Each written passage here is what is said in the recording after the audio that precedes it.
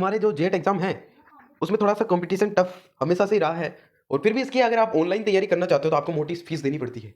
और इसमें main exam है जेट एग्जाम, जिसको पास करे बगैर आपका कोई मतलब है नहीं। तो मैं उसकी तैयारी करूंगा एकदम फ्री, शुरू से लेकर अंत तक, चाहे मैं आसमान। मेरी बकवास करते हैं बंद। तो प्रमाणित बीज यानी सर्टिफाइड सीड किस रंग के टैग के साथ आता है? तो भैया उमा है जो ब्लू रंग का टैग लगा होता है, मतलब नीले रंग का। देखो आप भी कमेंट कर सकते हो इन सवालों को मनी मन में, और याद रखने की कोशिश करो मेरे भाई, ये दुनिया किसी काम की नहीं है आपके, अगर काम की है तो आपकी आपकी पढ़ाई। इकोनॉमी किस भाषा का शब्द है? तो यार एग्रो, ग्रो है ना, तो इससे आप याद रखना है ग्रीक भाषा का शब्द है, ऑप्शन बी सही हो जाएगा। ले फार्मिंग, देखो ऐसे ही ऑप्शनल क्वेश्चन मैं आपको लाइव आके पढ़ाऊंगा, बट आपको सपोर्ट चाहिए मेरे को बस थोड़े दिनों के लिए, बाद में सब्सक्राइब कर लेना कोई बात नहीं। ले फार्मिंग में फसल के साथ घास की बुआई करना। अब घास की बुआई क्यों कर रहे हैं आप समझ रहे हो? मृदा अपरदन या कटाव से बचाने के लिए। इसके बारे में बात अभी करते हैं।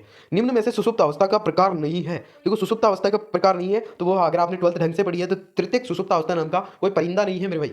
पांचवा है ठंडी हवाओं से बचने के लिए खेत में किस दिशा में पेड़ उगाए जाते हैं? बेसिकली हमारे इधर तो नहीं करते हैं, लेकिन जहां फसलें पाले से मर जाती है, नुकसान होता है, वहां पे ऐसा करते हैं। तो ठंडी हवा, बेसिकली ठंडी हवा उत्तर से चलती है, उत्तर दिशा से, तो उत्तर से में ही लगाएंगे पक्का है तो, है ना? कंटेस्ट कर लेना ये सवालों को। भौतिक रूप से मिट्टी के कणों का अपने स्थान से हटना कहलाता है, तो उसको आपको बता दूं, वो आपको कहते हैं मृदा अपरदन कहते हैं। और दाना छाल पत्ते जड़ नहीं है, जड़ है, अथवा तनी का वह भाग जो अपने समान रूप के पौधे को जन्म दे सकता है उसे हम कहते हैं, तो वो है बीज कहलाता है। ठीक है।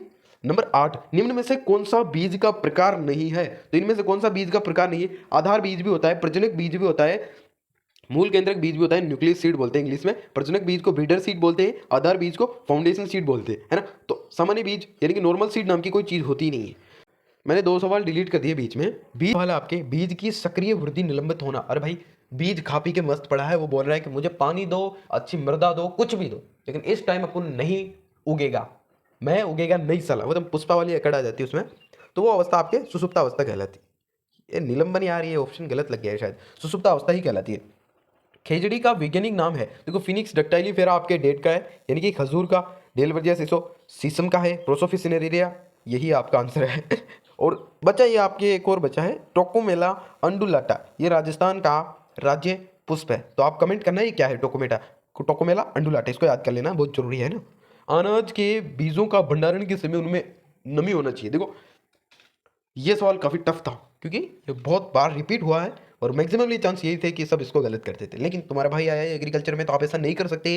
तो इसका दूसरा है, तो इसका आंसर है 12 से कम। तो अनाज में 12 से कम, ये लाइन याद रखो, अनाज में 12 से कम। अब वो क्या है बाद में सब पता चल जाएगा। विज्ञान की वह शाखा जिसके अंदर फसल उत्पादन, मृदा प्रबंधन यानी कि यानी study of crops production and soil managements, तो उसको क्या कहते हैं? सस्य विज्ञान कहलाती है। प्रजनक बीज को दूसरे किस नाम से जाना जाता है?